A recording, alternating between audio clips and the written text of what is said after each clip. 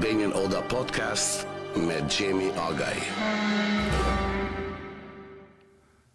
Sonde me ne është Blerina Ruka, Albanian Montreal Press. Blerina, mirë se erdhët në Albanian Oda Podcast. Mbroma Gjemi, të falenderoj për ftesën, është një kënaqësi e veçantë ndaj kohë me ty sonte. Më vjen mirë që shihemi pas kaq kohësh në Toronto. Mbroma. Mirë se erdhët. Blerina, kem shumë për të folë, shumë. Nuk di ku do fillojmë, si që jetë djeni që unë gjithmonë filloj nga fëmiria. Po, para se të dalë aty, mirë se erdhën në Toronto, e di që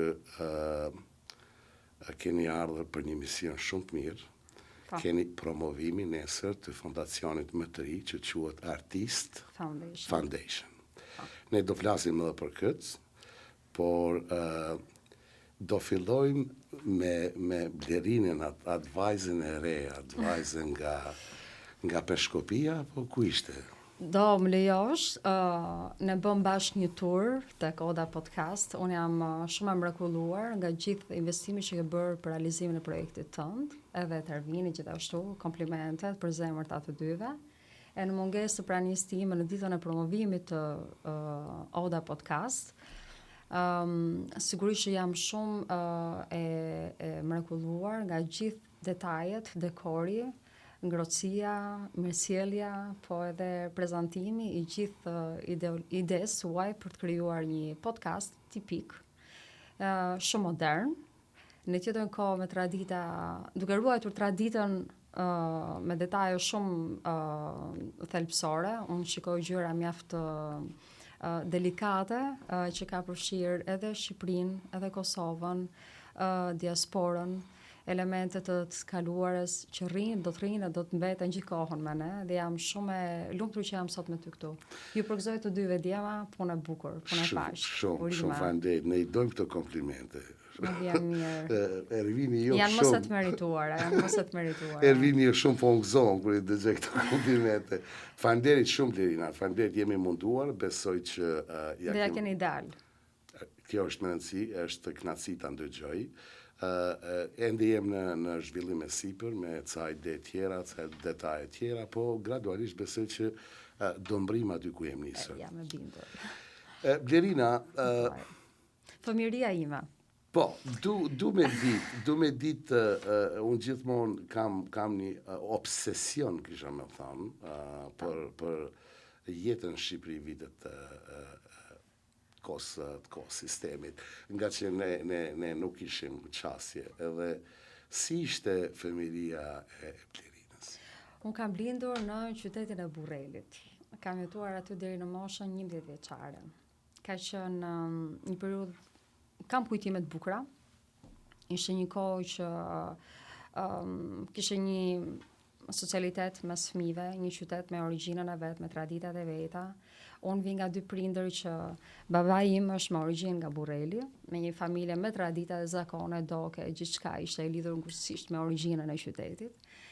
Dhe familja mamas time, ata ishin korçar, janë korçar, 100%, por për shkak të një biografie, një jollë në biografi që e cilëson atëherë sistemi, ata jetuan në Mat, në Burrel për 40 vite. Një qytet që I nderoi ata deri ditën kur e lanë atë qytet. I nderoi dhe respektoi atë familje. Kështu që vim nga prindër me origjinë nga Burreli, por edhe nga Korça, dhe mendoj se kam tipare të dy prindërve të mi në gjithë formimin e karakterit tim. Burreli ka një lloj unë kam një lloj dashamirësie të veçantë ndaj qytetit tim të lindjes, për shumë arsye. Mendoj që ja vlen të përmendej, ka disa detaje që ndoshta njerëzit e tjerë nuk I dinë ose nuk I përmendin. Në fakt qyteti Burreli sot është në heshtjen e vet më të madhe. Edhe për shembull kam shumë dëshirë që të tjerët ta dinë që ka një dokument të parë të shkruar në gjuhën shqipe I gjendur në Mat. Pal Ëngjëlli është bashkëkohës së Skënderbeut dhe gjatë një vizite në Mat, ai është prift nga Shkodra. Gjatë një vizite në Mat, për gjithë familje që nuk arrinin dot të çonin fëmijët për t'i pagëzuar në kish, ai u la një pagëzim. Unë të pagëzoj në emër të Atit, të Birit, e të Spertit Senit. Është një shprehje e shkruar nga Pal Angjeli në mat, bëhet fjalë në Bashkohës së Skënderbeut, viti 1462. I shkruar me gërma latine, por me dialektin geg.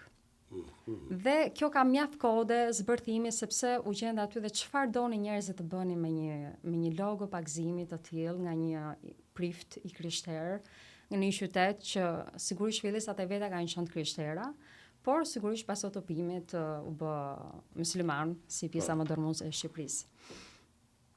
Mati ka edhe në origjinën e vet Skënderbeun. Ne jemi mjaft jemi mjaft të dëshiruar të përmendim që Skënderbeu gjithashtu vjen me origjinë nga mati. Tash një pyetje këtu, duhet ndërprej pak për matin, që edhe dëgjuesit ta dinë. Mati është zona afër Mirditës. Është poshtë Mirditës. Poshtë Mirditës, në jug. Në dalje të Tiranës, pas malit të Dajtës është Burreli, është mati. Tash kjo nga vjen ish mbreti Zogu? Aty do dilja. Duke qenë se ne, për shembull, për krenarin e Skënderbeut është shkruar Princi e Mathias. E Mathia është emri mitologjik i matit. Dhe mendohet që është një vend për shkak të bukurive, krahinës, panoramës mbarkmaleve, ideja për të lindur burra të mëdhenj ose njerëz shtetar të arshëm ishte ndoshta vendi. Kështu edhe kur mbreti Zog, Ahmet Zogu, i ardhur nga zogollet e burgajetit matit, në fakt, i dha një tjetër orientim sërish atij qyteti. Pas ka mundësi të bëjë qytetar të mirë, qytetar të mirë matjan, shqiptar të mirë gjithashtu. Kështu që edhe Ahmet Zogu është një matjan që neve mban sheshi i qytetit këtë emër, mban shkolla këtë emër, mban një spital këtë emër. Ka emra. Burreli është qyteti i matit. I provincës së Matit. Mati është rrethi, qyteti është Burreli. Burreli. Po. Tash Burreli është njohur edhe për kohë komunizmit për Ti do thuash për burgun e Spaçit. Po, Spaçi është afër Burrelit? Është në dalje të Burrelit. Po. Sigurisht ajo është një pjesë me po, ka pas aty ndaj zerore, apo si është muhabeti? Ka pas diçka domthon minerale, apo është punuar diçka? Unë nuk e di këtë fakt. Po, me sa kam unë informacion, në përgjithësi duke qenë se ishte një zonë, po themi në ngrehina malore, ku nuk investohe, më mendoj që sot kësaj dite nuk ka asnjë qeveri që investon veriut në Shqipërisë, as në matin e atëhershëm. U ngrit burgu i Spaçit nga njerëz të dënuar, pra dënimi atyre ishte të ndërtonin këtë burg për veten, me të tjerë që do të vinin, do të burgoseshin për arsye politike ose tjera. Tash, një pyetje tjetër. Dhe kjo i ngeli një oll matit, edhe Burrelit. Po mirë, ka shumë të mira, për një gjë të vogël, s'besoj që është një. S'është e vogël, nuk është e vogël, ai ka qenë të merri shumë intelektualëve që domethënë fati i keq i ka sjell aty. Jo në atë kuptimin e vogël, po du me thonë që gjithmonë një gjë e vogël nuk e njollos gjithë historinë. Sigurisht ja. Ka vlera të tjera, absolutisht ai vend. Pyetja ime, kur ikën për Kosovë, në rrugën e Kombit, është një vend i famshëm aty ku ndërprehet, si më thonë, dy trase që është rruga e Kombit. Është një djalë aty hyrja është për me shku atje se unë s'kam qenë për vetë ende. Si është Ervin e Didikët për rrugë të Kombit. Kur e kalon Milotin, edhe nisësh për Kosovë, është aty hyrja dikun për me dalë në Peshkopi, apo se... Kam përshtypjen që ti flet për liçenin e... Ai liçeni Ervin, si quaj ai liçeni? Ulzës. Aty du me dalë. Aty pas kam harru. Aty du me dalë, se Ervini ka pas tezën aty, Ervin. Po, ka kujtime të papara, se më ka tregu Ervini shumë. Është i vetmi vend që nuk ka fare interneti, nuk ka asnjëherë val dhe bën shumë mirë që nuk ka. Sepse është i vetmi moment që ti e gëzon natyrën me sy të lirë. Dhe ke çfarë sheh? Sheh lumin, sheh liçenin, sheh pastërtinë, thellësinë e saj, sheh ngrehina shkëmbin, malin. Don është i vetmi vend, nuk e di nëse akoma sot e kësaj dite nuk ka val interneti dhe do gëzohesha nëse nuk do kishte, vërtet, se ne vuajmë ta gëzojmë natyrën të vërtetën ose ato që syri mund të shohë lirisht. Por është vërtet një vend Madomande është magji, absolutisht. Thjesht i mungon promocioni, reklama. Pra për ne që e njohim dhe e dim, e bëjmë dalesën. Dhe Ervinim ka tregu shumë është shumë e vërtet. Është po kaq e bukur eksperiencat sa thuhet. bukura, do të kem shku gjatë verës të tezja, është vend i papamë, shumë vend i bukur. Është aq i bukur sa edhe thuhet. Se domon duhet po nisat janë ca vendbanime që duhet të nisesh direkt aty për ndryshe nuk të shkon në rruga për shembull. Ja si shkon rruga për Lesh. Ti do me shku Shkodër, du të kalësh nga Lesha. Po. Ose poshtë Miloti. Shkon Tiranë, kalon nga Kamza. Po janë disa vende që nuk e kanë atë mundësi. Sot mund të ketë në një devijim nga rruga Kombit. Besoj që po, ajo aty, se unë për vetë s'kam qenë aty. Liçeni nuk ka lujt fare nga vendi. Liçeni aty është, da? Aty është. Si quaj Ulza? Ulza, po, liçeni Ulzës, Shkopet. Shkopet Në quaj. Shkopet, po, liçeni Ulzës. Po, nga mosha 11 vjeçare, pastaj çka ndodhi? Në vitin e largët sot, duket sot, vitin 1996. Jo s'do pyes. Kam ardhur në Tiranë. Po. Me gjithë familjen time, me prindrit, motrën dhe vllajin, ne jemi 3 fëmijë. Po ashtu dhe familja e nënës, po ashtu dhe familja e babait, dhe kështu që ne nuk patëm shumë arsye për t'u kthyer më në matë në Burrel. Vetëm për raste të veçanta, e di. Dhe në 96-ën që kam ardhur, familja, babi pati unë kam një marrëdhënie shumë të ngushtë me Timat, tani që këtu, edhe kam një simpati shumë të veçantë ndaj vajzave që kanë një raport të ngushtë me babain, i adhuroj dhe në largësi, edhe unë që kam 2 vajza, inkurajojnë të kenë të njëjtë marrëdhënie me babain e tyre. Dhe e kam ushqyer gjithkohën marrëdhënie me babain. I them çdo gjë, edhe ndështimet, edhe sukseset sot. Je fëmijë më i vogël? Jo, jam vajza e dytë. A e vajza e dytë? I them, po si ka mundësi, domethënë, unë nuk i jap 2 herë shanse diçka e ti më bën mua të dytën. Edhe babi më futi që fëmijë në balet. Unë vija e holl, elegante në natyrën time, dhe babi donte që unë të merresha me diçka me art. Dhe ndoshta interpretimi fizik në lidhje me baletin ose valle mund të më ndihmonte të isha më të isha dhe më afër skenës, ai e donte këtë, të dy prindrit e mi e kanë dashur, por edhe të performoja, ndoshta mund të tregoja diçka që e kisha të fshehur, ndoshta një talent, ndoshta një dëshirë. Dhe kjo ndodhi rreth 5 vite deri në vitin e dytë në gjimnaz, pas baletit u mora me valle popullore. Dhe ka qenë një periudhë shumë e bukur, sepse ishin vite të vështira dhe grupi i valleve atëherë që shqiponjat e vogla, dhe ka një koincidencë edhe në Toronto, ka një grup valle shqiponjat e vogla. Është koreografi Ramazan Kallezi. Dhe koincidenca e dytë është koreografi i atëhershëm quhej Abedin Metuli. Është atë koreografi i Ramazan Kallezit. Dhe kur ne jemi takuar me këto dy të përbashkëta, që unë isha një ndër shqiponjat e vogla në Shqipëri, dhe profesor Abedin Metuli ishte gjithashtu koreografi i profesor Ramazanit, ka ishte koincidenca të veçanta. Si ka mundësi, domethënë bota është kaq e vogël, sa 3 brezat përfliten dhe takohen në Kanada. Dhe në vitin 97 merra pjesë në përfaqësimin e Shqipërisë me grupin e valleve në shumë vende në Europë. Edhe kjo më bënte të ndjesha e veçantë. Edhe në shkollë, edhe në familje, të them drejtën, dhe prindrit ma inkurajonin këtë, e donin. Po kjo shumë bukur që ke kalu nga baleti, spaku i e lidhur me vallet popullore. Po, kam qenë e lidhur, doja të kisha, edhe i matë, a i gjithashtu ka informim në kulturë, edhe formim shumë thelluar madje. Dhe ai më bënte një lloj peizazhi, duhet të njohësh vallet nga veriu, vallet nga jugu, duhet të di si sillet, si komportohet figura e vajzës, si afrohet në një loj duet me një djalë për shembull, se ka dhe valle zjatuese që ti mund të jesh lider i grupit dhe tërheqi grup me vajza, ka edhe valle dyshe, ka edhe valle teke, ka edhe valle burrash që ndërhyn një grua, për shembull, është valja e Dukagjinit. Ose 2 shpatave të veriut. Edhe kështu që deri në vitin e dytë në gjimnaz, mund të kemi qenë 17 vjeçe, udhtoja dhe udhëtimet ishin gjata. Ne udhtonim për rreth 3 javë, 4 javë, për shembull do iknim në Turqi. në turne koncerte. Edhe shkolla atëherë interesoi, ky fëmijë, për shembull, ku shkon 4 javë që mungon? Ku Derina na humbi.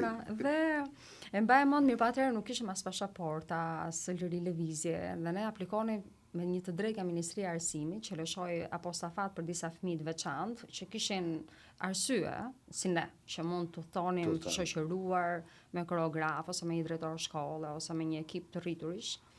Për një arsye që ishte prezantimi i Shqipërisë, jashtë kufive të Shqipërisë, zëm në Turqi. Dhe për këtë neve merrnim një vizë speciale si fëmijë, duke qenë se ishim 18 vjeç. Dhe unë e përdora këtë sigurisht deri në vitin e 2 ose 3 gjimnazit. Dhe më ka bërë shumë mirë, më ka ndihmuar, më ka njohur me kulturë tjetër, më ka njohur të bëjmë edhe pak e pavarur. Ishte edhe e nevojshme, të pastaj më kthyn edhe në një lloj rutine. Fillova pastaj të ndjej edhe një lloj bezdisje kur thonin që dëgjoj, do bëjmë gati, kemi një turne, duhet të bëjmë gati provat, duhet të jetë më intensive provat. Merrnim kostumet popullore, unë kam patur 5 kostume popullore, kam patur Librazhin, kam patur Tropojën, Tiranën, Dardhën e Korçës, është edhe një tjetër prap Tropojën e thash, më duket. Po e tha Tropojën, po. Ndoshta kemi patur një të Shkodrës, nuk e kujtoj shumë mirë emrin, se kanë pas kostumet atë emrin e vetë zonës. Dhe ne kishim një valizhe vetëm kostumet popullore. Dhe një valizhe që sigurisht ishin rroba tjera që neve na duheshin. Dhe ato kërkonin impenjim, do laheshin, pastroheshin, rregulloheshin, ato kishin dekorin e vet, kishin kpucën e vet, kishin shamit e veta. Sa po të ma lakmi, shumë të ma lakmi. Sepse unë kam një pasion të madh për veshjet kombëtare. Gjithashtu. Shumë edhe unë mendoj që çdo familje shqiptare, kudo që është, do ishte me rëndësi përveç flamurit, të ketë një blis, edhe një veshje kombëtare, qoftë i femrës, apo i mashkullt, apo dyat, apo një xhublet. Është një trashëgimi e paparë. Po, absolutisht, jam dakord. Edhe për mua është një ndjenjë krenarie shumë, sidomos kur për atë arsye kem vendosur edhe këtë mbrapa. Abdurrahim Buza më duket, që autori. E ka bërë këtë punim. Kjo tregon një vazhdimsi, një lashësi këtij populli. Gjitha këto veshje, edhe kur e shen Shqipëria shumë në Kosovën, është e vogël në hartë, po ka shumë larmi. Ka shumë larmi. Edhe zona për zonës i ka specifikat e veta. Si me qenë mini shtete këto gjitha. Është interesante si vjen kombinimi i ngjyrave, përdorimi i legëve, për shembull, ose do të flisja për kostumografinë. Unë nuk jam sigurisht eksperte në këtë fushë, por aq sa kam parë dhe kam veshur, i kam dashur. Unë gjithashtu me 2 kostume në shtëpi, një burrësh edhe një grash. I kam elementet patjetër të folkut në shtëpi, janë gjithmonë me mua. Dhe sigurisht të kesh mbetet një aset, ne jemi të varur nga e kaluara, i kemi sot, dhe sigurisht që fëmijëve duhet t'ua tregojmë. Keme vete këtu në Montreal? I kam në Montreal, flas për Montrealin. Po, patjetër i kam me vete, i kam në shtëpi. I kam në shtëpi, kam ekspozuar madje, ka qenë ndoshta viti 2022 në një galeri në Montreal. Dhe i kam suportuar ata me këto 2 kostume. Po. Po ato se duke si instrument gjithashtu kam në shtëpi. Bravo, po pamja jote duke si me qenë ende 17 vjeçë kështu. Du me të pyet që a të bojnë ato ende kështu apo janë të vogla pak. Jo, kostumi i burrave sigurisht nuk është madje i matë ka sjell me këtë mision për patur unë diçka me identitet plot, që dikush që vjen duhet ta di, ta shohë, ndoshta do kesh nevojë ta tregosh, ta demonstrosh se çfarë do të thotë sjellësh me vete. Ne kemi marrë të gjithë vetëm gjuhën me vete. Është i vetmi element që kemi sjell, nuk na kushton fare asgjë. Ideja është me vete që ka vizibilitet, dukshmëri, dhe duhet t'ja tregojmë dikujt, t'ja demonstrojmë veç gjuhës, është ajo që kemi marrë nga e kaluara. Kisha pas qef me pat veshur me veshje kombëtare duke vallëzuar. Edhe ka Këtë segment nuk e kam ditur me thënë drejtën, është një befasi. Kam filmimet vetes, të gjithë kohës që kam qenë në valle popullore kam filmuar, më kanë filmuar patjetër gjatë. Cila valle tu ka dukur ty ajo që Dardha. E Dardhës, a? Dardha nga Korça. Dardha është e Korçës. Ka patur një fustan jeshil, e kujtoj, edhe një përparse të verdh. Vite pak më elegante në interpretim se si hyje në valle. Unë isha e para sepse isha më e madhja e grupit dhe fizikisht isha edhe pak më e madhe. Sot vajzat e mund të më dhajnë dhe më gjata se unë, absolutisht, i njoh dhe i mbajmë akoma kontakte. Por atëherë isha e madhe dhe më vinte profesori në rolin e liderit, duhet tërheqja vajzat e tjera në valle. Dhe më krijonte, isha pak lirike në interpretim, nuk isha e fort, nuk isha e vrash në figurën time. Dhe në vallet epike, le të themi, nuk hyja, nuk isha shumë qasje. Nësa në këto lirike që ka pak romans, le të themi, ku vajzat rrasin njëra tjetrën, ose ka formimin e një lule, ose një kopshti, se kështu formoheshin pak a shumë. Kisha pak më dëshirë ai vlerësonte qafën, e mbaj mend, kanë qenë elemente që unë pothuajse nuk i vlerësoja, se nuk e dija kuptimin, se si çfarë do thotë kur mban kokën lart, mjekra rrin, qafa. Gjitha këto ishin detajet cilat ai i vlerësonte, dhe për këto më vendosi gjithmonë figura e parë në këtë valle. Dhe kështu e desha këtë valle. Ma kujtove Lilith Singo. Po. Ma kujtove Lilith Singo. She's a queen. Si e kujton Lilith? E kam takuar 2 herë në Tiranë, tek Teatri Operas dhe Baletit, ose ansambli i këngëve dhe valleve. Një herë e kam parë në skenë dhe e kam uruar pas kësaj. Ndërsa herën e dytë ka qenë një grup, këta ishin të gjithë që vinin nga një spektakël, babai im gjithashtu ishte pjesë e këtij grupi, dhe e shifja me të njëjtin adhurim. Dhe thoja, po, unë do t'i bini herë në sy. Dhe më kisha një lloj pretendimi në njërë të, po si do më shofi mu? Apo po më shef, apo jo? Se sigurisht ajo ishte, dhe me thanë, nuk mund të shpëtonte pa u parë Lilith Singo, nga ne që ishe më të vegjël. Ajo kishte fituar adhurimin e gjithë kujt, sigurisht. Dhe më tha, më tha mua, ishte puna e se si duhet të mbaj një shami tek një valle, dhe më ndihmoi. Unë e kam edhe sot e kësaj dite, kur mblidhemi për gëzime familjare, më vjen, edhe jam shumë e lumtur, e kam takuar në Kanada, më ka dhënë intervistë, tham, si ka mundësi që njeriu arrin të plotësojë një mision kur është i gjallë, e takon, e adhuron dhe ke një kujtim me të. Është mirë ndonjëherë kur ke jetuar bukur, ke lojë ngjurmë, është bukur kur njerëzit flasin akoma për ty, është bukur që ke bërë një jetë të bukur në skenë, ke interpretuar, ke dhuruar emocion, gjithçka. E kam pa një herë e ka lutur këngën e Regjës. Nëse trupi flet edhe jep emocion, vetëm ajo ka ditë me pa. O Zot. Ka qenë shumë e bukur. O Zot, çfarë interpretim. Ka qenë e bukur. Çfarë kënaqërie me patë. Të ka shtime dashtë, dhe me qeni huaj kur e ke patu lozat, lëvizjet e saj, energjinë e saj. Është vërtet. E ke kuptu pse sa artiste madhe ka qenë. I flisin edhe thonjt. Gjithçka i flisën. Gjithçka. Shumë e dashur ka qenë. Shumë mirë. E kujtoj me shumë mall, edhe shpresoj se është në një vend më të mirë. Neve na kalon keq, kalon një zbrasti. Blerina, flet për babin, çka ka bëu babi e mami, se di që e lidhur me babin. Po, prindrit e mi janë kontakti imi i përditshëm sot që jam në Kanada. Kështu ka qenë edhe kur kemi qenë në Tiranë. Babi është marrë ka formim muzikor, është artist, është kantautor, këndon këngët e veta. Ka patur një marrëdhënie shumë të ngushtë me folklorin, me origjinën e tij gjithashtu, është qytetar nderi i qytetit Burrelit. Dhe ka një kontribut cilën ja njohin shumë breza atje, dhe unë jam shumë e lumtur për këtë. Kam qenë gjithmonë fanse e babit, ai këndon këngë në natyrën e vet janë pak epike. Megjithatë për formatin e tij rrin shumë mirë. Ka një audiencë, ka ardashës, dhe unë jam gjithmonë suporti i tij. Fansja numër 1, absolutisht. Di çdo këngë të tij, por nuk i këndoj dot asnjëherë, ama tekstet ua di. Dhe kam një kuriozitet, i them babi, çfarë do thotë? Ai përdor dialekt. në këngët e veta. Fol gegnisht? Jo, nuk flet, është letrare të folur. Ama këngët po, nëse do të marrim në këngën e vet, po, patjetër. Kur për shembull ka pas një, nuk e di si do ndihet kur ta dëgjoj, është një titull në një këngë, Semti i prellit mbi Bajrak. Unë kam thënë 7 herë vetë dhe i them nuk e kuptoj fare nga gërma e parë tek e fundit. Dhe ul me qetësi është shumë i qetë.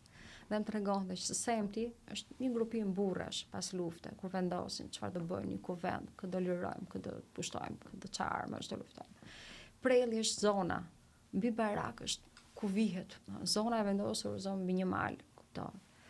Dhe nuk e kuptoja, dhe e ke të nevojshëm përdorimin e gegërishtës, s'ka ndryshe ndoshta. Dhe në fakt sound shumë mirë, më tingëllon e plot, tingëllon brenda shtratit vet. Babi gjithashtu ka patur një ndjeshmëri shumë të madhe ndaj popullit të Kosovës, për shumë arsye të mëdha, për shumë arsye jetike.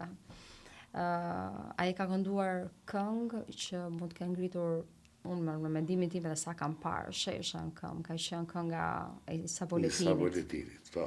Ministrit Londrës shkune i pa. Ministrit Londrës shkune i van. Po. Është shumë këngë. Saboletini vet ka ardhur dhe ndër të prap tek vargjet ka një që thotë ministri thotë i Saboletinit që nxirë Altin. Koburën. Po, nxirë. Ai e nxorri. Ai nuk e di në fakt që të këmba kishte tjetrin. Se kjo ishte kod mes tonave, domethënë. Pse ai nuk i dorëzoi dot të dyja? Vajti vetë dhe nuk i dorëzoi të dyja, vetëm njërin. Ai ishte i sigurt i Saboletini kur vajti takoi ministrin e Londrës. Megjithatë, sot ai babi merret me muzikologji, studion muzikën, studion folklorin, është etnolog, shkruan libra, botime me karakter folklorik, por edhe qytetar, sigurisht. Është njëri që ka vullnet shumë të madh. Dhe mua më çudit, babi ka disa vite që ka dalë në pension, por është një fjalë që nuk ekziston fare në fjalorin e tij. Dhe mirë bën. E ndihmon për veten, na ndihmon ne, në të thënë kohë. Edhe është produktiv në jetën e vet. Dhe kjo më pëlqen. Po është në Borrel apo në Tiranë? Jo, prindërit jetojnë në Tiranë. Ne kemi ardhur me vite në Tiranë dhe jeton. Babi çdo fundjavë kalon në Kosovë. Më shumë se sa në Borrel. Ka një lidhje shpirtërore me Pejën, me Prishtinën. Ka shumë miq, është her pas here i ftuar në koncerte, për shembull ishte koncerti në Prishtinë, babi ishte në Juri, Zambaku i Prizrenit. Ishte mbajt para 2 muajve në Prishtinë. Dhe për duke mbajt në Prizren, nëse s'gaboj. Ose në Prizren, ishte, normalisht. Kështu që emrin babi quhet Esat Ruka. Unë quhem Blerina Esat Ruka e them. Emri ma ke vënë ti, mbiemri nuk e ndroj, se është i babit, nuk do ta ndroj. Po Ruka është i babit, domethënë. Ruka është mbiemri i Meheti, familjes tonë. Ose interesant. Po për mamin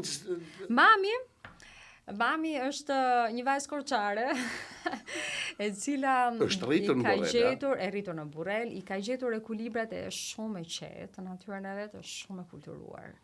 Si korçarë, janë shumë serenate gjallë janë. Serenate gjallë dhe ka fat që babi i këndon. Akoma sot e kësaj dite i këndon serenata. Babi është shumë i lidhur me kitarën, ka instrumentin e vet preferuar, edhe mami i këndon. Na këndon ne, na dërgon video. Përshëndet miqt, në çdo takim i ke, domethënë të dy, njëri muzikën, tjetri fjalët, është kombinim perfekt. Mami ka punuar në shëndetësi. Infermiere në spitalin Usharak, sot spitali i traumës. Ka patur edhe ajo kohën e vet, sidomos gjatë periudhës më të vështirë, kur kosovarët erdhën në shqiptarët e Kosovës. Bravo! Erdhën, bravo, Blerina. Mund ta presi të pjesën se do më vras. Jo, nuk do të vras, shqiptarët e Kosovës. Kur, bashkëdhetarët erdhën në Tiranë, mami ka qenë aty 24 orë dhe këtë e ka treguar në të gjitha rrëfimet e veta, edhe në disa takime që janë bërë në Munich, në Gjermani, ku babi her pas here është pjesë e odave të ndryshme diasporës, dhe mami shoqëruese, bashkëshoqëruese. Dhe të dy me shumë të drejtë i japin, vetes të drejtë për shkak të gjithë kontributit në mënyrat e veta që kanë dhënë për vëllezërit tanë, patjetër. Kështu që jemi të lidhur ngusisht me Kosovën. Dhe sot po e mendoja rrugës kur po vija. Ta si ka mundësi, unë kam qenë në 99 në Deçan, për herë të parë me grupin e vallave. Atëherë i quhej nëntori i tretë, dëgjoja për herë të parë. Dhe isha kurioze kush ishin dy nëntorët e parë. Ishte i Skënderbeut, Ismail Qemali. Isha dhe viti i 99, nëntori i tretë, u quajt. Dhe ka qenë i publik dhe kuptoj dhe ishim fëmijë, u kam qenë i fëmijë, nuk kisha shumë asgjë pothuajse në dorë, thjesht performoja ato valle që më ishin thënë, duhet i kërceja në një, ka qenë madje një skenë i teatri, e improvizuar sepse jashtë asaj kishe ngrehina të bombardimeve, dhe ndërkohë ruhej absolutisht e gjithë teatri ruhej nga forcat shumëkohëse. Flasë për vitin 99, ka qenë nëntor, ka qenë ftohtë, ka qenë borë, ka qenë dimër tipik, domethënë 4-5 muaj mbas mbas trupat e natës u futën në Kosovë. Po, ne shoqëroheshim me aq më tepër ato kanë qenë të armatosur madje, dhe ne ishim përgatitur që mund të kishim një pamje pak të frikshme, por jo domosdoshme për na garantuar le të themi sigurinë tonë, sigurisht edhe të popullatës. Dhe jam rikthyer çdo herë që ikim në Shqipëri, rikthehem në Kosovë. Kam një është e çuditshme se ndonjëherë gjërat lidhen shpirtërisht edhe pa jetuar. A mendon që babi ka ndikuar këtu? Si më lidhja babit se fëmijët e kanë një influencë dhe kanë prindit. Si më ekspozon ato që e bën prindi. Ka që babi jot është i lidhur edhe me këngë Kreshnikin, këngë epike, pastaj ikin në Kosovë shumë shpejt. Ka të bëjë edhe këtu influenca babit pak? Në mënyrë indirekte kam fjalën. Ai ka dashur që ne ta shohim punën e vet, pikë pari.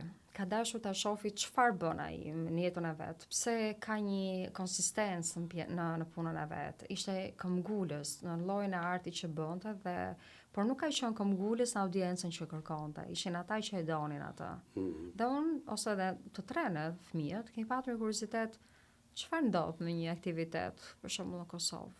Kosova, nuk ishte të njëjtin publik se mund të jepi një diasporë, le të themi në Amerikë, kuptohet, mirë po dëshira, zjarri që merrte nuk ishte i komplet i pazaventsueshëm.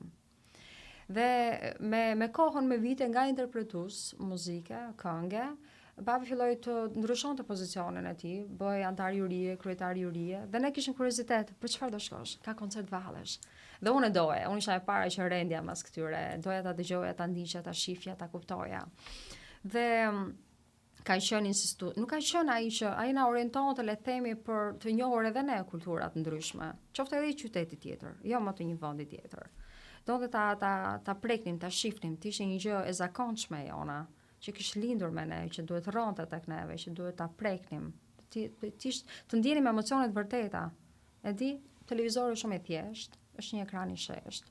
Ty t'jep një figurë, të mëson me një figurë, ndërsa kur shikon njerëz real, kur shikon interpretime, këngë, ndjesi, emocione mbushesh, jeton, ushqehesh. Dhe ai e donte këtë, dhe ne e ka dashur deri gjithmonë, vazhdon, e ka, dhe ne e kemi. I urojmë shumë shëndet babit. Faleminderit, unë dua jashtë masa. Të rroj sa malet. Babi ka ardhur 2 herë në Kanada. Edhe si ka qenë ndjesia këtu? Edhe shpresoj që se ke sjell dimrin në Montreal. Oh my god, një herë e parë ka ardhur në -40 në vjetor. Çabo, nuk kështu. Është penduar. Asas malet bjeshtë në nuk i ka. Ja, nuk u rrit. Nëse herën e dytë ka ardhur në verë. Vera është e bukur. Vera është e bukur në Montreal. Komplet tjetër gjë vera. Megjithatë, po, i pëlqejnë udhëtimet, shikoes në udhëtim, të dy prindit e mi janë udhëtime, shikojnë. Por Kanadaja kam përshtypjen mjaftoi ato 200 që e ka parë ato 2 herë. Mendoj bota është akoma më e madhe për të parë. Vallma. Mirë Blerina, faleminderit për kohën që i kushtove. Për mua ka shumë domethënie të madhe. Raporti që kam me të, raporti me prindrit, dhe jam shumë, domethënë, e prekur kur fëmijët ndihen krenar prindit e tyre. Nuk ka se si të ketë si tjetër. Por e vlerësojnë për atë që është, atë çfarë ka, atë çfarë na kanë dhënë brenda mundësive të tyre, brenda kohës tyre, brenda çka që ata kanë patur, mundësi për të na dhënë, është për të thënë faleminderit. Do unë ua them. U uroj shëndet edhe babit dhe mamit. I përshëndesim. Unë do bëj një pyetje tjetër. Dua di për shkollimin, mbas valleve, çka ndodhi aty se u rrite dhe u bëre studente pastaj. U rrita u bëra studente dhe ishte një kohë që sigurisht pati shumë zhvillime të ndryshme në Shqipëri që duhet të rishikoja profilin e rritjes time. Pati në 97-a, pati gjëra që ka pas një ndikim këto në 97-a të gjithë popullat, edhe të ne që e shishim nga larg. Po, patjetër që edhe prindit do ta rishikonin formimin e fëmijës tyre, sigurisht edhe unë mendoj që babi nuk ka dashur asnjëherë që unë të arsimohesha për lingvistik, unë kam përvojë për lingvistik. Ka dashur që unë të kem profile pak më interesante. Mjekësia ishte një gjë që ai donte. Thoshte, do vazhdosh rrugën e mamit, ose fundja me rrugën time, fillo me artin. Mirë po, unë kam qenë shumë e lidhur me librin, që e vogël, edhe letërsia ishte diçka që rronte takun. Në çdo ditë duhet ta kaloja një faqe ose dy patjetër, duhet të shkoja nëpër panajera, duhet blija libra, dhe ishte një investim që nuk e ndjeja, po e bëja për veten. Do të thotë ke lexuar shumë si fëmijë, po? Kam lexuar shumë si fëmijë. Dhe e kam pjesë time që nuk e bën një herë dhe pa e kuptuar, që do ta lexoj diçka për ta kuptuar, ndoshta edhe do të rikthehem 2 herë një ditë lexim. E kam me qef. Dhe kjo më solli një lloj fjalori tjetër. Fillova të lexoja pak më ndryshe nga moshatarët e mi për të mos patur të njëjtën mendim. Këtë e kisha të mësuar nga mësuesit e letërsisë në kohën e 8 vjeçares, edhe në gjimnaz. Më inkurajonin që unë të lexoja një letërsi ndryshe, sepse në thelb ajo që ti merr do të çonte në mendim të njëjtë me të tjerët. Jo se mendimi im sot është ndryshe nga të tjerët, por mendoj që fjalori deri diku do të më ndihmonte që unë konceptin tim do të mendoja lajmin, do të mendoja ngjarjen, do të mendoja krijimin e identiteti, formimin e një personaliteti, të një personazhi që do kisha përballë. Dhe kështu u gjenda në një redaksi lajmesh, ku do të vija në lojë ose në punë për herë të parë fjalën e librit që kisha lexuar, fjalën që unë baja më, dhe ato që unë artikuloja. Dhe kuptoj që atje kam mësuar që marrja e informacionit ishte kaq e shpejtë, ishte kaq e fuqishme, duhet vënë në punë në çdo minutë. Do të bëj një koordinim i gjërave që ti shifje me ato që mbaja mend, me ato që redaktorit pa të thënë. Ngjarjes që kishte ndodhur para syve tu, dëshmitarit. Kjo ndodhi, fal. Unë kam punuar aty në kohë që jam arsimuar në fakultet. Kam qenë aty në kohë dhe në punë. Atë njëjtën kohë që po dy. Po, i kam bërë sepse kam dashur. Ajo erdhi krejt papritur. Erdhi si një ofertë pune part-time. Mirë po u lidha me punën. E doja sepse shifja praktikisht atë që mësoja. Dhe nëse do ta rimerja punën pas 4 viteve në fakultet, kisha frikë se nuk do ta gjeja më. Kisha një energji që më lidhi aty për aty. Ndoshta do kishte ndodhur më vonë, ndoshta do kisha shkëputur interesin për lajmin, për median. Ndërsa aty ndodhi, tash do ta kem, ndoshta është momenti im, dhe ashtu ishte. Ke punuar në televizion apo? Kam punuar në shtypin e shkruar. Në shtypin e shkruar. Po, kam punuar në shtypin e shkruar deri një muaj para se të vija në Kanada, 13 vjet. Po, çka ndodhi? Pse e thellë në Kanada? Kanadaja. Kjo ardhja, kjo është ajo kthutja që na kfuti gjithë. Tash apo kështu, ma vonë kem kuptuar gjithë. Po, edhe sot në fakt ka momente që i bëj pyetjen vetes, a ishte nevojshme? Kaq larg emigracioni? Më intereson motivi, se e kuptoj, ka disa që kanë pas situatën shumë keq, ndoshta financiare ose rrethana familjare. Papunësia ka shumë probleme. Po, mu më intereson profesionistët cilët ishin si më thonë, se ende po vazhdon kjo. Po, vazhdon. Dëshira me dalë me pa një botë që de facto nuk është shumë e mirë sa e bota jonë atje. Kjo është e vërteta e hidhur. Kjo është e vërteta që ne me shumë vonese kuptojnë shumica nga ne që, si i thonë në anglisht, we've been duped. Ai motivi, pse erdhe? Erdha në Kanada, në fakt, krejt pa asnjë lloj targeti, një shoqja ime është bërë sebeb. Quhet Blerina, dhe ajo. Edhe ajo do më vrasë që do t'ja them, po do t'ja them. Ajo më fliste gjithmonë, dhe kur t'iku në Amerikë, kur t'iku në Kanada, kur t'iku në Amerikë, dhe nuk ikte. Dhe njëri që pa ata hondurimi thash, më taloj një minutë po, si është puna për Kanada, ç'a duhet? Edhe tha duhet 1, 2, 3, dhe numëroj një listë me dokumente. Dhe për fat unë i kisha këto. I pas kam edhe unë dhe shpoj bëjdo unë me aplikimin.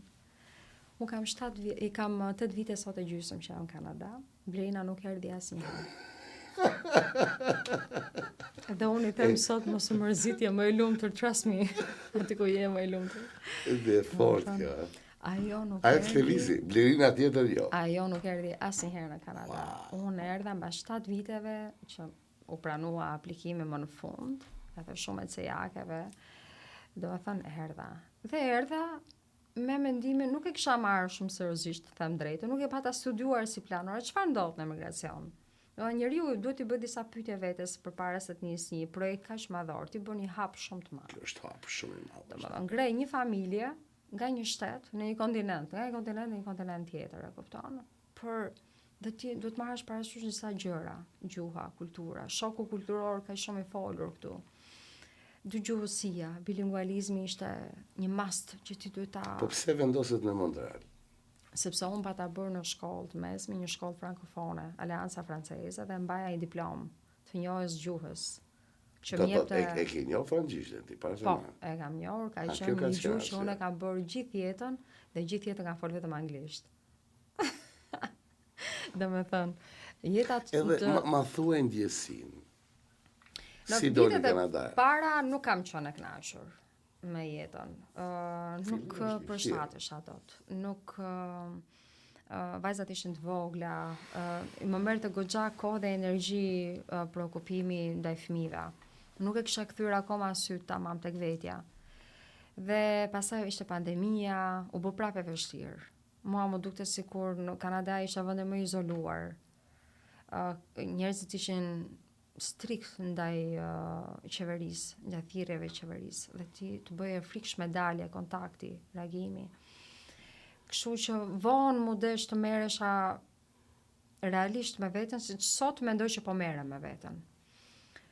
Sot mendoj që jam vonë. Ja vonë. Kam ardhur vonë. Ke ardhur vonë edhe është një cikël, unë mendoj është 5 vjeçar, që ai që vjen këtu, janë 1095 ditë që ke drejt për aplikosh për pasaport, që i thojnë 3 vjet plota, po me gjitha ato vonesa që bëhet, është një 5 vjeçar. Përderisa se kalon këtë cikël, je pak si pun pezull. Moment që e kalon atë cikël, nuk kthehesh kurrë. Sepse Kanada e bën për vete, deshëm apo s'deshëm, se fillon të adaptohesh me një jetë të re. Edhe u mendoj që këtu për shumicën e njerëzve nuk është keq. Tash kuptohet mbas restriksioneve të Covidit, dhe gjithçka që po ndodh, luftat globale, gjithçka ka kaluar me një tjetër nivel. Tash nuk është mirë askund, gjithë po ankohen, gjithë bota. Por ai 5 vjeçar kur e bën, pastaj fillon të pushosh. Kuptimin you settle down, si thonë anglisht. Edhe unë besoj që ti tash jenë atë fazën e dytë, mas ati 5 vjeçarit parë, që besoj që je rahatuar pak se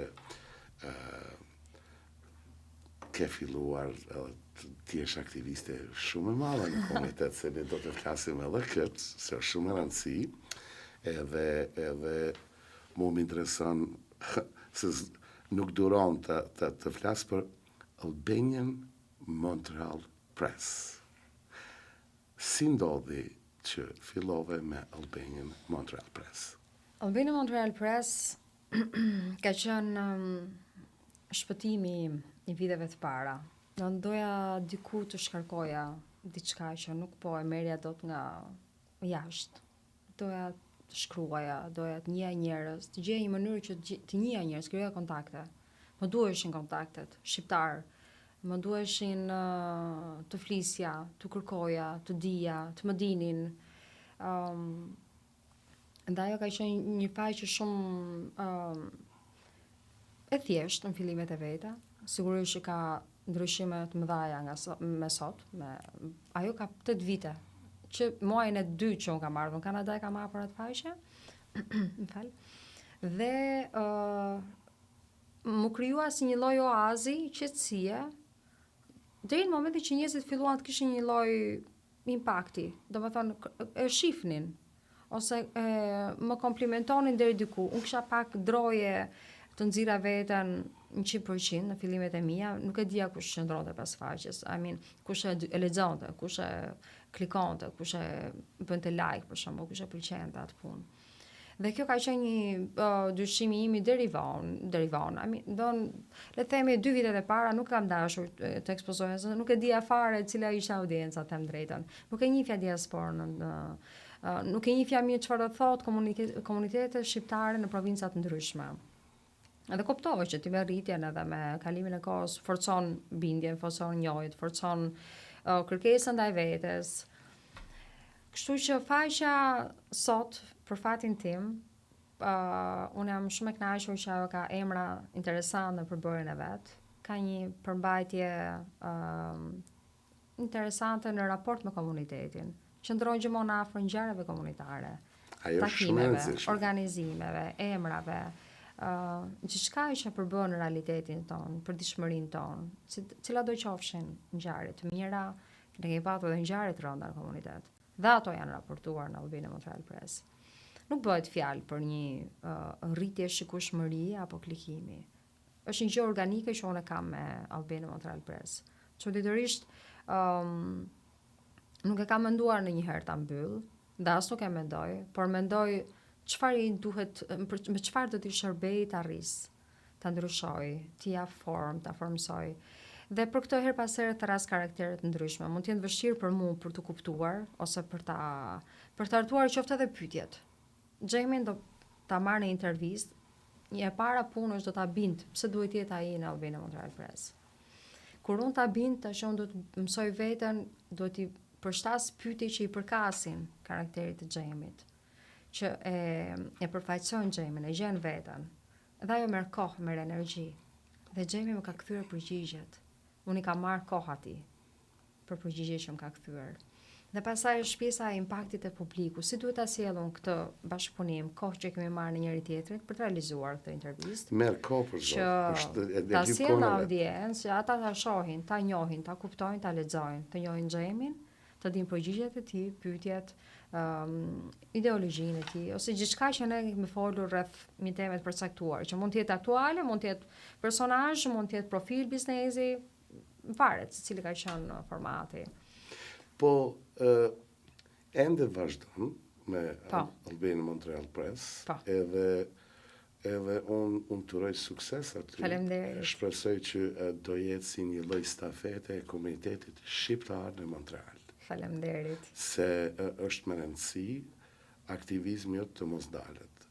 Unë gjithmonë them, i lum ai që ka kohë edhe energji dhe pasion të jetë aktivist i komunitetit. Në çdo formë, sido që të jetë. E kem për obligim, mendoj. Po. Mendoj që gjithçka është e lidhur tek dëshira. Po, kuptohet ka plot njerëz që janë zanë me punë, me jetë, ose nuk dinë si të ndihmojnë, si të afrohen, por në çdo formë që secili mundohet për komunitetin aty ku jeton, në këtë rast e kem fjalën për komunitetin shqiptar në Montreal, unë kam shumë respekt. Unë shumë e admiroj aktivistin. Aktivisti për mua është një njeri shumë i denjë, sepse secili e harxhon kohën e vet, tu ti di si koha gjithçka, që mundohet ta bëj një gurt vogël. Sa do qofte e ndihmës, ai kontribut, nuk do i fusim kanar, po do të thot edhe ke gjetë pasionin tënd, po, edhe me të njëjtin kohë i shërben komunitetit. Mendoj që është një kombinim shumë i bukur, edhe shpresoj të vazhdosh, sepse ka nevojë si Toronto që ka nevojë për këta njerëz që miren këtu, po edhe Montreali dhe kudo që jetojnë shqiptarët. Tjetra është një magazin, tash këtu tash du me dalë. U mundohem ta lexoj Human Canada Magazine. Çka është ky titull i Human? Se këto është një specie. Është një lojë, po, është një lojë fjale. Në fakt ideja parësore ishte që revista do t'i përkiste të dyja gjinive, edhe djemve, edhe vajzave, edhe burrave, edhe grave. Pra të kishte një përfaqësi të dyja gjinive. Woman Nëse do ta bëja vetëm për gra, nuk do ta prekja kur këtë fushën e meshkujve për t'i patur imazh të revistës. Kështu që ne vëmë një H-Human, që nëse do të lyp nevoja dhe unë do të kemi personazh mashkull në kopertinë, do ta ndaj Who-Man. Who is this man? Po. Kështu që ne menduam që me logon e revistës, ajo është bërë një logo nga profesionist patjetër, të luhet me të që të kuptohet kujt i përket, çfarë do të thotë. Se ka dy gjinit aty. Të dyja gjinit janë. Ka burrin, ka edhe gruan patjetër. Ose mashkullin edhe femën. Po me këngë nëntor i para 2 viteve kur unë e hapa, ishte nën produkt i Albino Montreal Press. Human Magazine është një vend feste, e kam quajtur unë. Po si botohet kjo? Dhe njëherë... Po, do ta tregoj unë. Është një revistë që në formatin e parë ka qenë digital.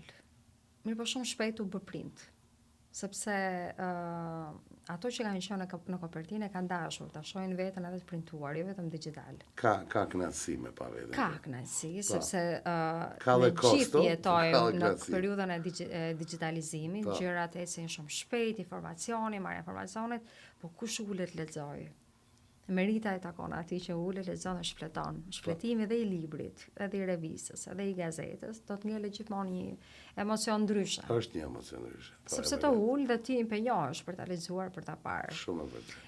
Dhe kështu revista bashkangjitëm mjaft emra, të cilat unë kam shumë për zemër dhe kam punuar me gjithë dashuri për gjitha numrat e revistës Human Magazine, sepse ka formulim grafik interesant. Është 16 faqe botim me ngjyra. Produksioni është anglisht, edhe ke hapësirë të bollshme për të folur për veten, profesionin, punën, gjithçka që ti mendon se të tjerët duhet ta dinë për ty. Tash ka bashkëpunëtor aty? Ka staff që punojnë me të, patjetër, duke qenë se ajo që punë ka impenjimin e vet. Sigurisht që nuk është një punë shumë e shpejtë. Është një punë që për realizimin e saj merr të paktën 4 javë kohë. Po. Me gjithë impenjimet e tjera që ne kemi, kuptohet, ne gjithë jemi në punë dhe sigurisht duhet gjejmë kohë edhe për këtë. Kështu që realizimi i asaj konkret deri në momentin final, që është printimi i revistës, është pothuajse 4 javë punë. Dhe ajo është e bukur. Është e bukur sepse angazhon një fotograf profesionist për të kuruar imazhin e personazhit që do të jetë në profil. Por nuk duhet një foto, duhet një set fotosh. Nuk duhet një pyetje, duhen 10-15 pyetje. Nuk duhet një profil, duhen disa variante të profilit karakterit. Po shkam pëlqen kjo, po Blerina, a tha që edhe mashkujt aty dalin? Po, patjetër. Po këta që janë me mjekër i pranojnë. Të gjithë njerëzit që kanë diçka për ndarë me publikun, patjetër, janë pjesë e revistës shqiptarë që janë në Amerikën e Veriut, në Kanada, kanadez ka aty, gjithashtu. Po fotografitë në duhet viti bëjnë Montreal, apo si është ma veti? Jo, fotografitë do t'i bësh këtu. Kemi fotograf profesionist në Kanada, sa të duesh. Po. Edhe kuptohet të gjithë këta njerëzit që unë kam punuar, janë punuar në distancë. Unë nuk i njoh personalisht, por kemi krijuar një lloj besimi madje u jam mjaft mirënjohëse, që njerëzit në distancë arrin me japin një lloj besimi që unë t'ua bëj PR-in. Të më thënë, pa i njohur në njërë nga afër. Mirë po që janë koncepte që sigurisht lindin, ti e kupton se ku të dali personazhi dhe ti e ndihmon. Kuptohet, gjithçka ndodh me konfirmimin e tij, nuk ka surpriza të tipit dola më mirë ose dola më keq, nuk ndodhin.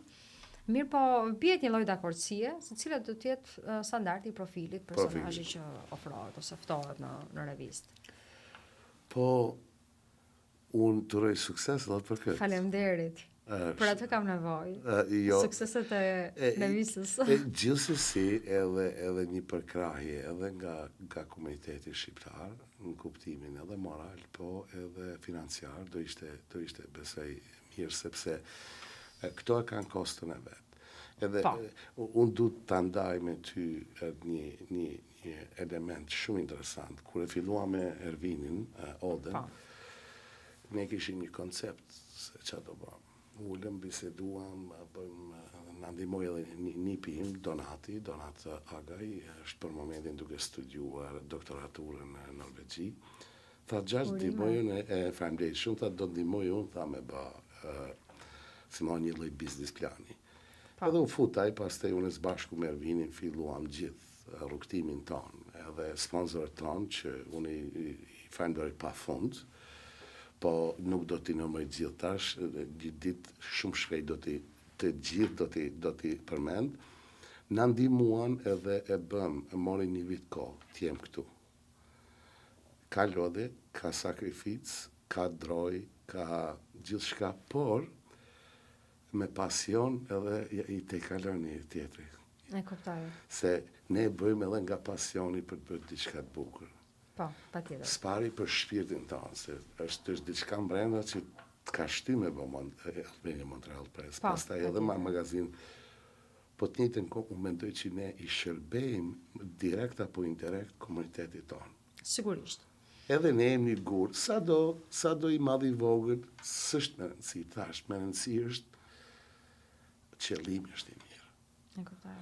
Se ka nevoj komuniteti shqiptar në çdo qytet ku jeton që ta kenë një organizim vetin më të mirë, po. Edhe ta kemë një ndikim shumë më të mirë tek fëmijët tanë. Që fëmijët tanë të shohin prindët e tyre, të shohin preardhjen e tyre me një ndjenjë krenarisë, mos të ndjenjë inferior. Po, patjetër, jam dakord. Kjo është shumë e rëndësishme, unë besoj që për shembull e marr Adenën gocën teme, vajzën, kur vjen këtu, babi kush do vi sot, kush i duket interesant. Po, tha ku po shkon, thash në studio babi. Ke një musafir, thash po. Na ka ardhur dikush thash nga Montreali. Njëjtë edhe vajza jote që po që vjen sot këtu do të ekspozohen në disa gjëra që i sheh, fëmijët shohin. Po, fëmijët shohin, kujtojnë shumë. Unë e përmend tu prap Ina Zozën, do ta kujtoj, e cila merret me fëmijë, Mallis Got Talent. Përshëndesje. E përshëndesim shumë. Vajza ime Adena shkon aty. Ashtu. Sot aja ka dëshirë të këndoj shqip, do në të veshet me veshje kombëtare, sepse është me fëmijë tjerë tu i pa. Shumë janë impakt, janë gjëra shumë të vogla, nuk duke shumë të ma, po të fëmijët lojnë një ndjesi të mirë, një kujtim të mirë, një memori. Ama heret për punën e valleve, kur fillove? Po, patjetër. I kujton ato momente, Gjithçka. është pjesë e jotja kur shjesat, ose libri, kur ke filluar fëmijëri. Po. Nuk është rastësisht që Blerina Ruka është një gazetare që ka hapur Albania Montreal Press. Blerina është një burim i mëhershëm kur ishte fëmijë, kur lexon ato libra atje në Borel, edhe ajo u rrit, u bo grua, u bo nën, edhe po edukon prezineri, po i jep edhe një impakt tek komuniteti. Kjo është shumë e rëndësishme. Komuniteti sigurisht ka rolin e tij në çdo familje shqiptare, familje të re, familje që mund të ketë stabilitet qëndrueshëm në migracion. Komuniteti duhet vlerësohet. Unë kam gjithashtu për njerëzit që janë bujar në iniciativa brenda komunitare, ka një falënderim të veçantë. Ne kemi nevojë për suport her pas here, ne kemi nevojë për fjalë të mirë, ne kemi nevojë për mbështetje, kemi nevojë për komunitetin. Edhe puna juaj gjithashtu, Oda, është hapur Rishtazi, është shumë projekt gjigant, unë e vlerësoj absolutisht. Ka nevojë për jo vetëm suportin për të thënë sa bukur e ke bërë, për gjithçka që konkretisht një biznes ose një media kërkon, sepse zë, ti do t'i japë zë një komuniteti, ti do t'i japë zë një problematike, ti do t'i japë zë shqetësimeve, gjithçka që ka nevojë një komunitet të flasë, të jetë e gjallë.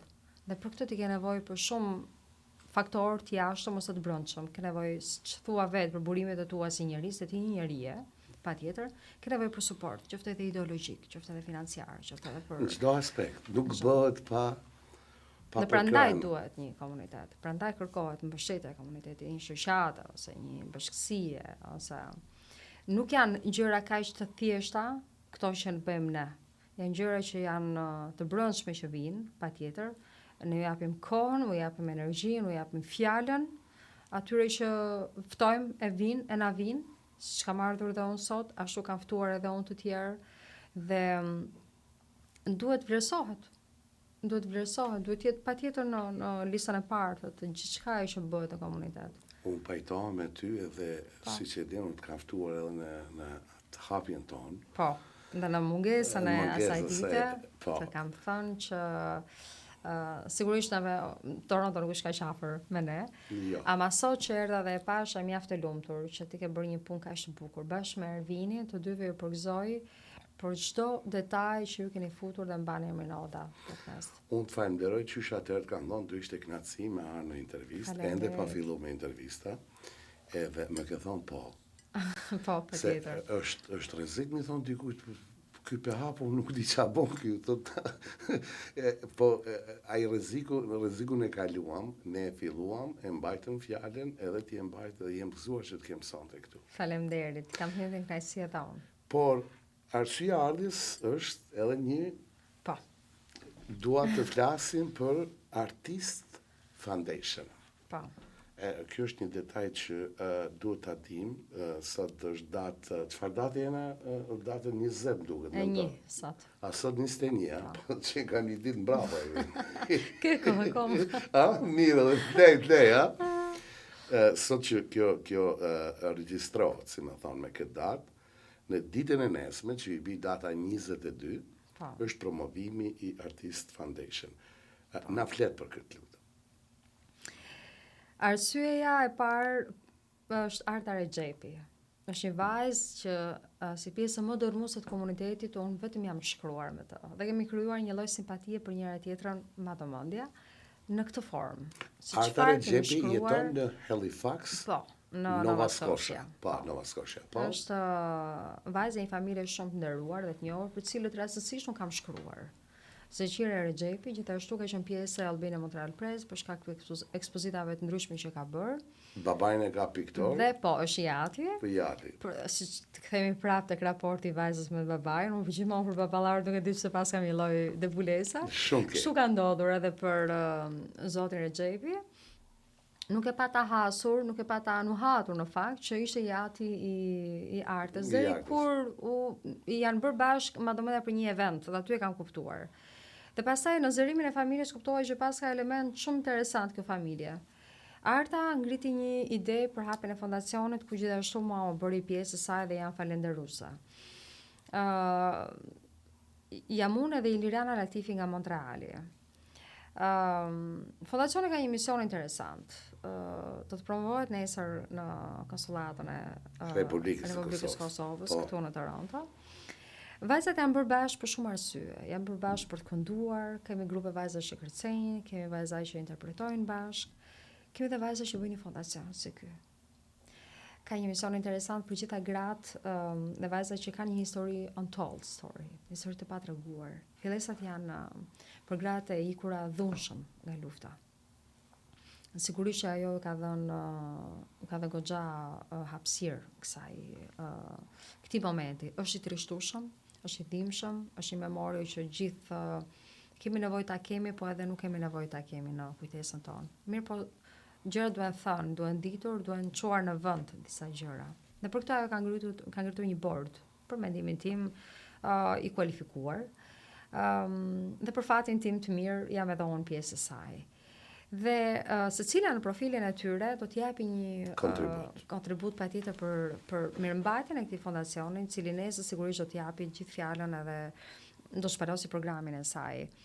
Dhe për mos mbetur në hijen e trishtimit, që na ka ndodhur vetëm gjëra që kanë dëmtuar të kaluarën tonë, Arta ka rritur ekzigjencën e projekteve në këtë fondacion. The Artist Foundation në fakt kërkon të merret edhe me promovimin e gruas në art, në teatr, në regji. T'i japi edhe një frym që ka një hapësirë mbështetëse. Fondacioni do të jetë aty për të promovuar edhe emra të rinj. Mund të rekrutojë emra të rinj, mund të zhvillojë emra të rinj të grave shqiptare, ku do qofshin ato, të gjitha moshave, në të gjitha provincat. Dhe për këtë, her pas here do të ka përshtypjen që Arta si CEO e fondacionit do të ketë shumë punë përpara, nuk e di nëse është përgatitur për këtë punë. Po, Arta është edhe gazetare. Arta është gazetare. Tash është motra e Tringës apo Tringa është motra e Artës? Të dy janë motra njëra tjetrës. Tringa Regjepi, këngëtarja, është motra e Do të vogël. jetë nesër edhe Tringa. Edhe nëna e Tringës, e Artës, zonja Bedria, më ka sjellë ca speca mu kështu turshi. Duhet ta them se s'ka. Unë ende nuk i ka marrë ato, po i ka sjellë zeqa, unë i tha magazet. Po unë po shpresoj që do i marrë nesër nga Tringa. Prandaj do vish. Edhe, jo, do vimi marrë speca, su s'ka me ersi për marrë. Tjetër. Po, është një detaj që më tha edhe Zëqirja Regjepja, ka zëqë, i thamon, tha, ende tha si ke marrë. Edhe Bedria, Zraja Bedria, po, janë familje që, janë një familje artiste që kontribojnë, edhe unë jam shumë i gëzuar që ti e po pjesë e kësaj. Gjithashtu. Sepse fondacioni ka nevoj edhe për Blerina Rukën. Edhe unë besoj edhe mendoj që do jesh një prurje shumë e mirë në atë fondacion.